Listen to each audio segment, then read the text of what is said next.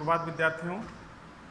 आज हम लोग अर्थशास्त्र की तीसरी परिभाषा सीमित साधन संबंधी परिभाषा जो है प्रोफेसर रॉबिन्स की, ये हम पढ़ेंगे। प्रोफेसर रॉबिन्स की परिभाषा मार्शल की परिभाषा की आलोचना के बाद आई है। वे अपनी पुस्तक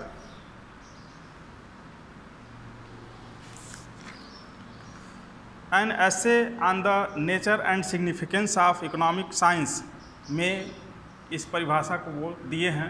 उनके अनुसार अर्थशास्त्र वह विज्ञान है जिसमें साध्यों तथा सीमित व वैकल्पिक प्रयोग वाले साधनों से संबंधित मानव व्यवहार का अध्ययन किया जाता है। तात्पर्य कि जो साधन हैं वो सीमित हैं, सीमित व वैकल्पिक प्रयोग वाले साधनों और उसके अनेक साध्यों के बीच मानव कैसा व्यवहार करता है उसी का अध्ययन है। तात्पर्य है कि हमारे पास जो संसाधन है वो बिल्कुल सीमित हैं, लेकिन उनके अनेक वैकल्पिक प्रयोग हैं और इन्हीं वैकल्पिक प्रयोगों में सीमित साधनों का प्रयोग मानव किस व्यवहार से करता है, इसी व्यवहार का अध्ययन ही अर्थशास्त्र कहलाता है। अब इसमें कुछ बातें निकल के आती हैं जो इनकी परिभाषा से कुछ तथ्य निकल के आते हैं। वो है कि पहला तथ्य, आपकी आवश्यकताएं असीमित हैं, यानी आवश्यकताएं अनंत हैं, और यानी एक आवश्यकता भी पूरी नहीं हुई तो दूसरी उत्पन्न हो जाती, दूसरी पूरी होती तीसरी उत्पन्न हो जाती। इस तरह आवश्यकताओं का एक जाल बनता जाता है और आप एक एक पूरा करते हैं और एक एक दूसरे के पीछे भागते रहते हैं। लेकिन इन आवश्यकताओं को संतुष्ट करने वाले साधन सीमित होते हैं, यह इनकी परिभाषा से प्रतिध्वनित होता है। और उन साधनों के अनेक वैकल्पिक प्रयोग हैं। चूँकि आवश्यकताएं जितनी अनंत हैं उतने उन साधनों का आप वैकल्पिक रूप से प्रयोग भी कर सकते हैं, लेकिन आवश्यकताओं की तीव्रता में अंतर होता है। आपका विवेक यह बता देता है कि हमें किस आवश्यकता की पूर्ति पहले करनी चाहिए, किसकी बाद में करनी चाहिए। तो आप जो सबसे आवश्यक आवश्यकता होती है उसकी पूर्ति पहले करते हैं और उसके बाद वाली आवश्यकता यदि साधन बचता है तो बाद में पूरा करते हैं। इस तरह से ये परिभाषा सीमित साधनों वाली परिभाषा कही जाती है। अब इसकी कुछ विशेषताएं हैं, उन विशेषताओं को हम देखेंगे एक एक करके और उनके बारे में जानेंगे। जैसे पहली विशेषता ये है इसकी कि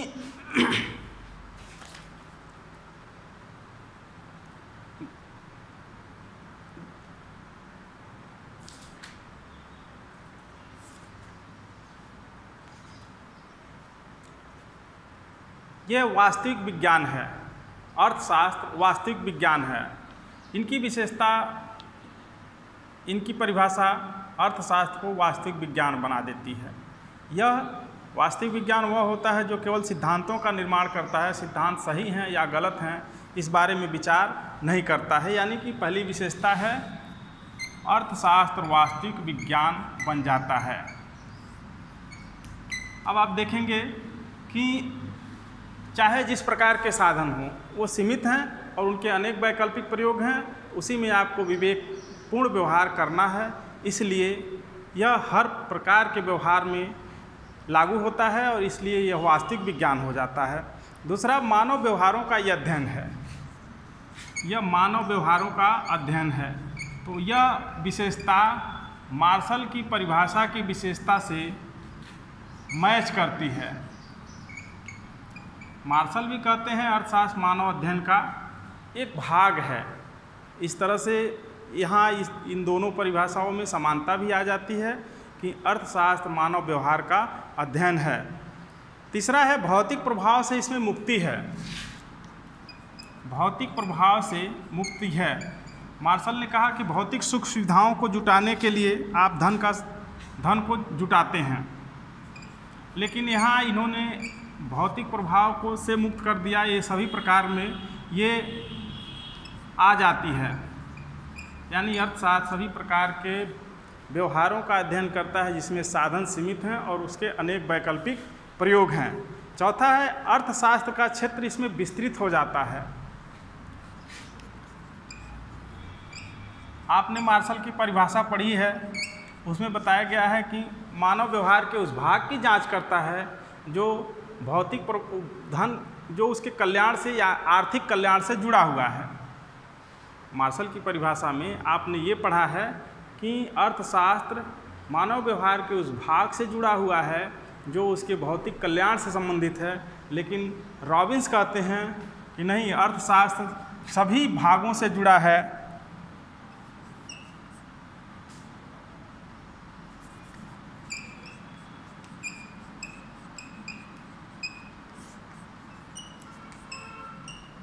जहाँ साधन सीमित हैं। अर्थशास्त्र सभी भागों से जुड़ा है जहाँ साधन सीमित हैं और उनके अनेक वैकल्पिक प्रयोग हैं। इस तरह समरी रूप में आप कह सकते हैं कि रॉबिन्स की परिभाषा में अर्थशास्त्र वास्तविक विज्ञान बन जाता है। यह मानव व्यवहार का अध्ययन है, जैसा कि मार्शल ने भी बताया है, लेकिन मार्शल ने कहा है कि आर्थिक या भौतिक भाग का अध्ययन करेगा, लेकिन यहाँ ये भौतिक प्रभाव से मुक्त हो जाता है, यानी ये सभी व्यवहारों का अध्ययन करेगा जहाँ साधन सीमित हैं, और इसलिए यह इनकी परिभाषा अर्थशास्त्र के क्षेत्र को विस्तृत कर देती है। जबकि मार्शल की परिभाषा इसे आर्थिक पक्ष तक या भौतिक पक्ष तक ही सीमित रखती है, भौतिक कल्याण तक ही सीमित रखती है, लेकिन इनकी परिभाषा, रॉबिन्स की परिभाषा अर्थशास्त्र के क्षेत्र को विस्तृत करते हुए उन सभी क्षेत्रों में लागू हो जाती है जहां साधन सीमित हैं और उनके अनेक वैकल्पिक प्रयोग हैं। इसी आधार पर इसकी आलोचना भी की जाती है। तो कुछ आलोचनाएं भी आपको देखनी चाहिए। जैसे पहली आलोचना इनकी ये है कि अर्थशास्त्र का क्षेत्र अधिक विस्तृत, जो अंतिम विशेषता थी वही इसकी पहली आलोचना है। अब मार्शल कहते हैं कि केवल भौतिक कल्याण से संबंधित अध्ययन करेगा, जबकि ये कहता है नहीं, ये सभी प्रकार का अध्ययन करेगा, जो कि सही नहीं है। वास्तव में अर्थशास्त्र उन्हीं क्षेत्रों तक सीमित होना चाहिए जहां धन का लेन देन या भौतिक कल्याण या आर्थिक कल्याण से संबंधित बातों का अध्ययन किया जाता है। इसलिए ये जो अर्थशास्त्र का क्षेत्र विस्तृत हो जाता है इनकी परिभाषा के कारण, यह इसकी पहली आलोचना बनती है। दूसरी आलोचना है साधन और साध्यों के बीच स्पष्ट भेद न होना। कभी कभी आप देखते हैं कि कुछ साधन हैं जो पहले साध्य होते हैं और बाद में वो साधन हो जाते हैं, तो इस तरह साधन और साध्यों के बीच उचित भेद नहीं रह जाता है। कल्पना करिए कि आपको इंटर में पढ़ना है, तो आपका जो साधन है वह 10 पास होना चाहिए, यानी 10 पास की मार्कशीट सर्टिफिकेट आपके पास होना चाहिए, तभी आप 11-12 में जा सकते हैं, अन्यथा आप नहीं जा सकते हैं। पहले जब आप 9-10 में थे, 6-7-8 में थे, तो आपका लक्ष्य होता था हमें 10 पास करना है, तो एक समय वो 10 पास करना आपका साध्य होता था, लेकिन इंटर में पढ़ने के लिए वही साधन हो जाता है। तो यहाँ इन्होंने जब हर क्षेत्र में लागू करेंगे तो यह स्पष्टता समाप्त हो जाती है कि कौन साधन है और कौन साध्य है। इसमें इन्होंने अर्थशास्त्र को वास्तविक विज्ञान बना दिया। तीसरी आलोचना है कि अर्थशास्त्र वास्तविक विज्ञान नहीं वरन सामाजिक विज्ञान है और एक कला भी है। इन्होंने जो रॉबिन्स की परिभाषा है, ये अर्थशास्त्र को वास्तविक विज्ञान बना देते हैं। ये कह देते हैं कि सीमित साधन होंगे और उसके अनेक वैकल्पिक प्रयोग होंगे और जो मानव व्यवहार करेगा वही उसी का अध्ययन ही अर्थशास्त्र है। इस तरह ये वास्तविक विज्ञान बना देते हैं, जबकि अर्थशास्त्र वास्तविक विज्ञान नहीं है, एक कला है। बहुत इसको अर्थशास्त्र को इस बात का भी ध्यान रखना होता है कि जो सिद्धांत बनाए जाते हैं वो मानव कल्याण में कितने उपयोगी हैं। चौथी इसकी आलोचना है अर्थशास्त्र के उद्देश्यों के बीच तटस्थ नहीं रहता।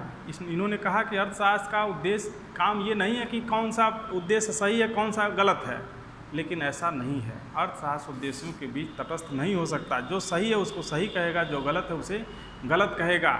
अर्थशास्त्र एक आदर्श विज्ञान है, क्योंकि ये न सिर्फ सिद्धांत बनाता है बल्कि उन सिद्धांतों को लागू करने उसकी कल्याणकारी क्षमता को भी परखता है।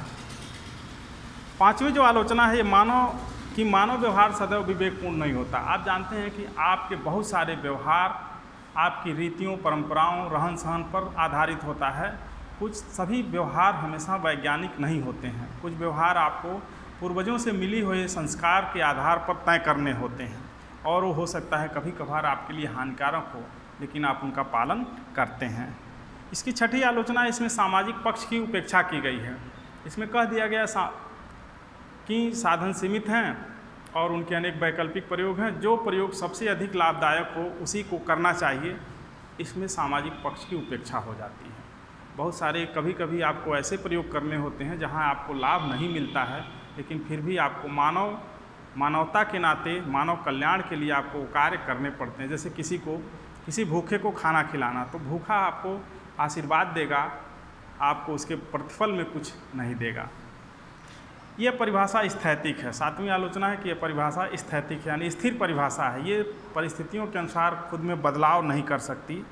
और 8वां केवल निगमन प्रणाली पर आधारित है। यह आगमन और निगमन 2 शब्द आपको आते हैं, अक्सर हर सामाजिक विज्ञान में मिलते हैं। ये हैं क्या? आगमन प्रणाली वह प्रणाली है जिसमें पहले से सूचनाएं आती रहती हैं और तब जाके किसी निष्कर्ष पर पहुंचा जाता है। जैसे क्षेत्र में आप रिसर्च किए हों, क्षेत्र में पूछताछ किए हों, डाटा इकट्ठा किए हों, या सामाजिक रूप से, ऐतिहासिक रूप से कुछ बातें आपको जानकारी में दी गई हैं, इसे आगमन प्रणाली कहते हैं। इस पर जो निष्कर्ष निकाले जाते हैं, जो सिद्धांत तैयार किए जाते हैं, उन्हें आगमन प्रणाली कहते हैं।